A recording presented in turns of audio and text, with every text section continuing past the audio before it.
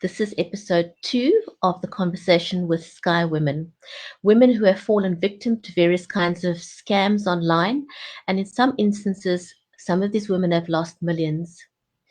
If you think that you may be immune to being scammed, you may want to listen up and hear these stories. Don't go away, we'll be right back.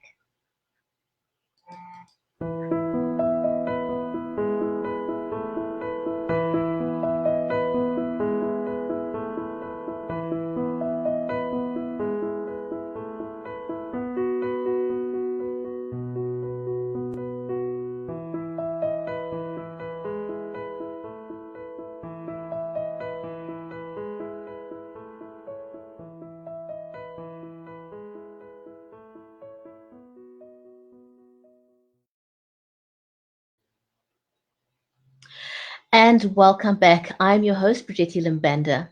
Skywomen is an NPO formed by Louise Haynes, who researched various forms of online scams for the last 3 years. And one of its key focuses is education and empowerment.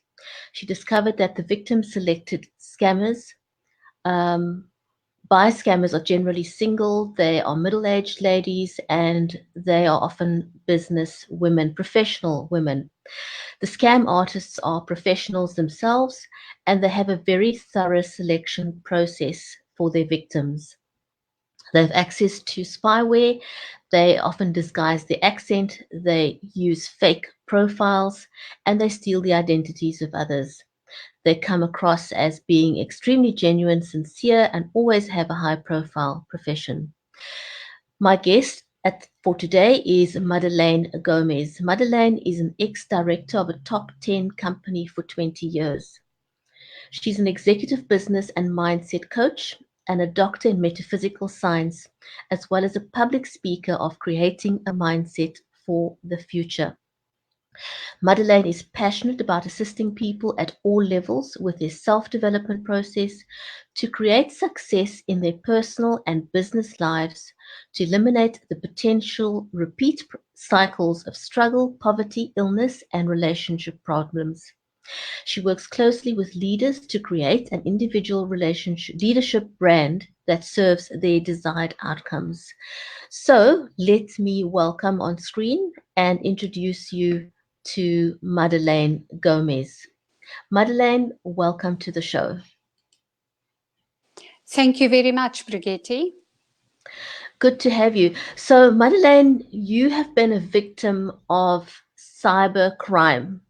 Can you tell us about it? What happened? How did it happen? I've been a victim of actual criminal, how can I say, it's an organized syndicate that targets businesses, and I became a victim of that. It's a little bit different from the Life Syndicate, where mine is real people around us. What happened to me is I had a very successful business in Natal, supplying transport or truck drivers to transport companies, doing their full HR function for them and managing their staff for them for 20 years successfully. I got aware of that there was something wrong with one of the managers that worked for me for about a year, but I couldn't actually place my finger on it. And it eventually turned out that he was on the payroll already for that year, ciphering information out of my company. To cut a long story short, it was a 2-year fight, legal battle with them, because when Life was just looking after me, I believe. He was caught for drunken driving, my manager, and I had to dismiss him. And with this dismissal, the washing actually came out, because all of a sudden they lost the person that they paid for information in my company, number one, and now they're not sure what's going to happen to them because there's no information to them anymore. And he wasn't sure how much I know, don't know. What I didn't know at that stage is it went on for a year already, maybe longer. What I also didn't know, it was organized by a man that I met 10 years before that time in a romantic relationship. I wasn't very happy with him.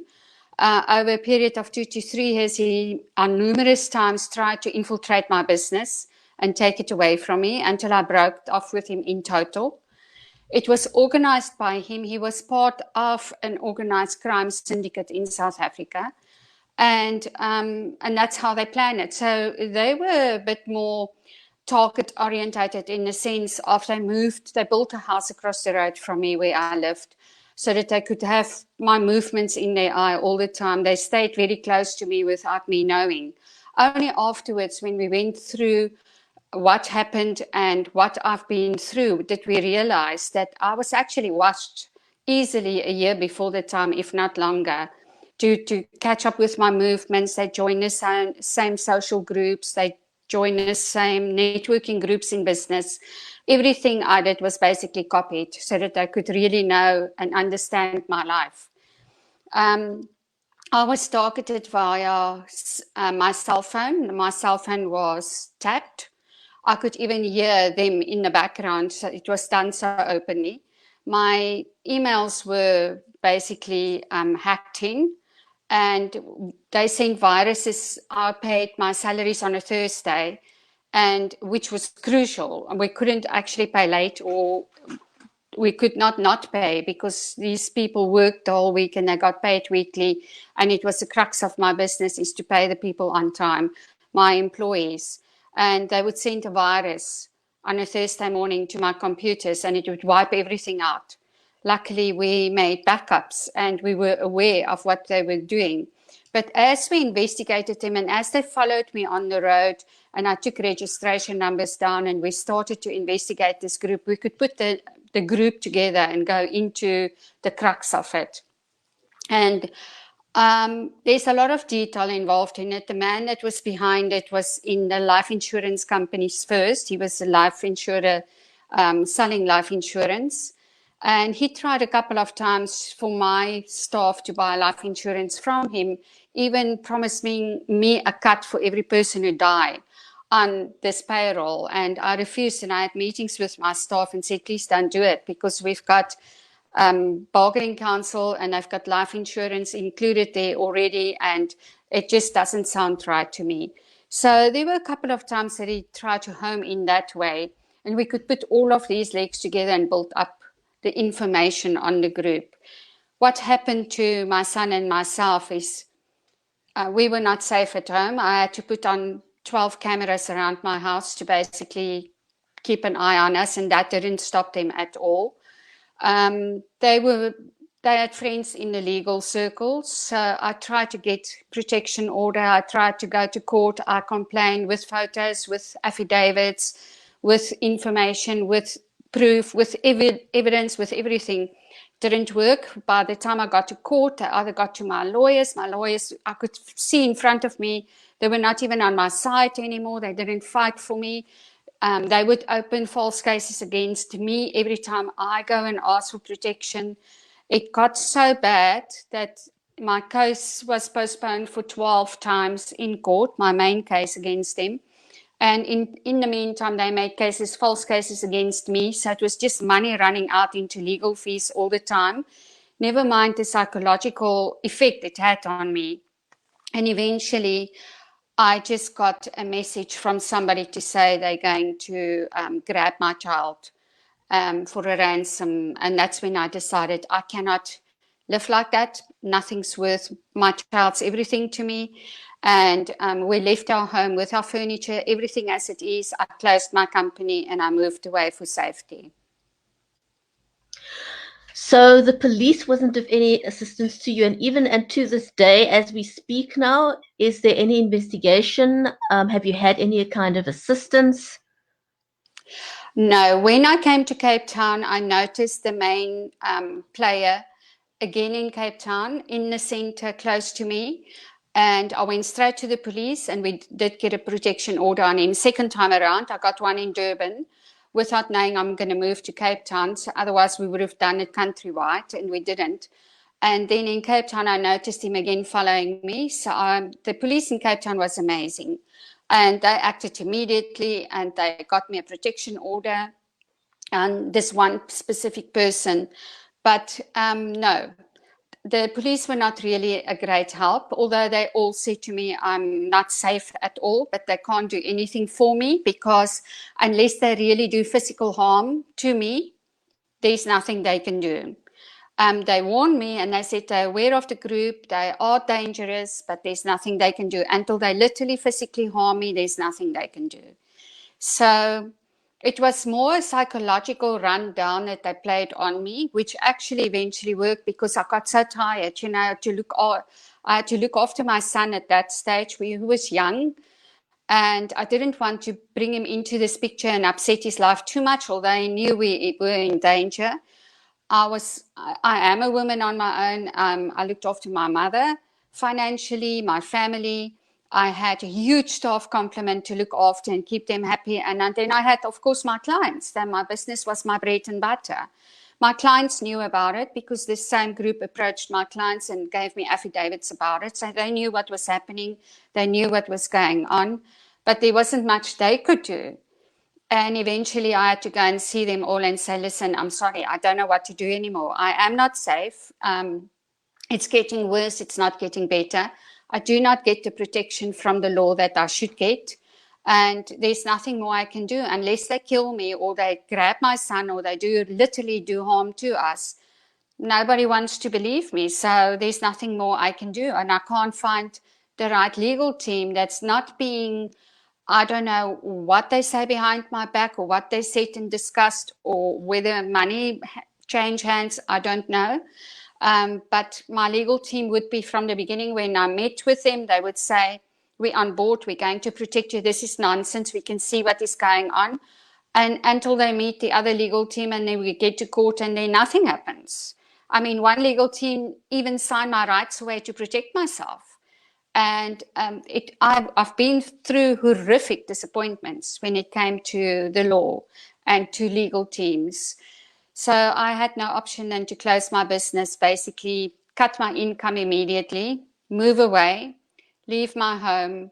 They interfered in my home thereafter. I had rentals in there, they interfered with them. It was just an ongoing harassment, no end. So it was just a psychological war from beginning to end. So, Madelaine, doing some introspection, looking back at your experience, because hindsight's always an amazing thing. Do you think there's anything you could have done differently to avoid it escalating to the extent that it did? I often looked at it and I often asked myself the question. I still ask myself the question today. To be quite honest, there's nothing more I could have done. Whether there was no way that I could not defend myself or could not fight back. I defended myself as much as the law allowed me to. I did what the law stipulated one should do when you're in a situation like that. So there was nothing more I could do about that. Even if I moved away earlier, it would make no difference. They were after my company. I believe they wanted to use my company as a front. And they planned it out. And I also believe that they paid money out for information. And now all of a sudden, they're not going to get the results they wanted for what they paid or what they've been promised or what they probably promised to others. And so they were also in big trouble. So it was escalation of a whole lot of bad things happening all at the same time. I don't know, to be quite honest. I heard of other people who went through the same, probably the same group. They come from a different area and continue with their action. I made peace with it. I'm at a point now where I just decided to let go. There's nothing more I can do about it. What happened, happened. It took me 4 years literally to get through the emotions of bitterness, of hatred, of questioning God. And I really went through the dark night of my soul, questioning everything in my life, everything that's got purpose or that I thought had purpose, you know. All of a sudden I lost it all and I thought, what happened here? And I think any experience like this will take you to the dark, deep side of your soul and you're going to ask questions. Especially because I'm in metaphysics. I want to understand. I want to know. I need to understand to let go. But I also came to realize we don't always understand in our level. I'm totally at peace where I'm at the moment. I am not the same person anymore. I am a much deeper, wiser person. I'm very much aware of what's going on around me. I was a bit naive at that stage and naive about people. And I had a very narrow focus, and that is basically to build a successful business and live my life. I had a very private life. And so there's a lot of good that came out of it for me at the end. It took me 4 years to see that and to make the transition from bitterness and hate and blaming myself. That's actually the biggest thing I think we all do when we go through a bad experience like this, is you keep on asking yourself, what did you do wrong? What should you have done differently? Should you not have spoken to different people or other people, not trusted these, you keep on blaming yourself. And then I met the most amazing person in a coffee shop one day. We started to talk, and he's doing hypnotherapy and he's a public speaker. And we were talking about my experience and what I experienced and all the losses that I had and how difficult it was for me at this stage, basically, to rebuild my life from literally nothing. And I said, and he asked me, and he said to me, when you think back, what is the biggest emotion that comes up in you when you think about your experience? How do you feel about it? And I said, I just feel like I let myself down. I've always been such a strong person. I come from a background where, from a young age, I had to survive and I had to look after other people and take care of others much older than me. So I was such a strong person, and I was so in charge of me and my life. And I feel I let myself down by making the decision to leave my home and just to literally run away. And he looked at me and he said to me that day, he said, Madelaine, when you look at the story that you're telling me, I see it as being courageous. Not many people will have the courage to leave their wealth behind and move on a road to nothing, not knowing what's waiting for you, not knowing where you're going, not knowing whether you're going to succeed or not, and you leave a mansion behind, you leave everything of the best behind, and you just hope and pray to God you get to the other side and you're safe and you start from scratch again. And that day, it changed the whole story for me. It changed me in the story as well, because I've gone through quite a bit with this whole experience. Haven't slept for 2 years, one night properly, because they still jumped my fence. They tried everything and did everything to get me out of my home. The intimidation was at the next level. And he changed my whole view about me. And I realized if I want to use this story or put it to good use in my life and move on, I have to forgive myself for where I think I made the wrong decisions. And I need to forgive myself for moving away, leaving everything there that I thought was the wrong decision to make later on, and just have peace and know that I've done the best I could and just move on from there. Find forgiveness in my heart and just move on. And that's literally what I've been doing. Not an easy path, but I'm there. Madelaine, if people would like to reach out to you, how can they connect with you? They can connect on info@madeleinegomez.co.za. And would you make yourself available for public speaking events to assist to empower other women who have been scammed? I would love to. I do public speaking. I do speak on the mindset, because I believe not to focus on the topic or what happened to us, but try the change starts with your mindset. If you can get into your mindset and you can actually change that and bring that forward in new habits and new thinking, you can literally change your life from there. So for women who's gone through that, I understand the pain, I understand the self-blame, I understand the losses. You lose your whole life, you lose family members, you lose friends. I lost friends. I had a lot of friends. I was very well known, and people hang on to me for fame. I lost all of them when I needed support. I only had one friend left, and she's got the heart of gold, doesn't own anything in life. And she supported me and my mum to the end. So you lose your friends because it's not comfortable for them anymore. And in my case, when they park on my driveway, they got harassed thereafter. So I eventually preferred the friends not to come to me so that they don't get harassed, so that they can stay safe. So the people, this syndicate isolated me literally. So I understand the isolation and I understand the hurt and disappointment. But the only way you can get through it literally is look at the blessings that came out of a situation. It doesn't matter how bad, there's always a blessing in there for you.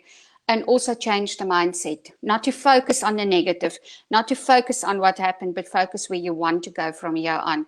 Because I believe if we don't do that, and that's what happened to me, is I got caught up in a time warp where all I could do is focus on the story, and all I could do is focus more on it and focus more on it.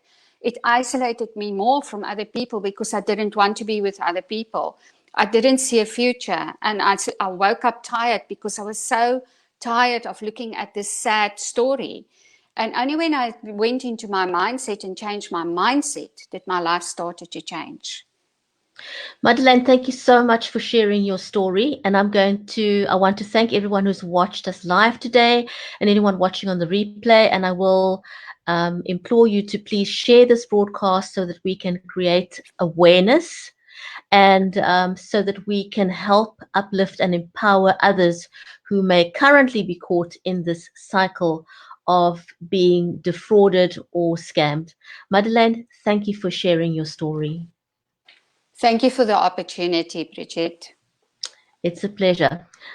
From me, Bridgetti and Banda in Cape Town, it's goodbye for now.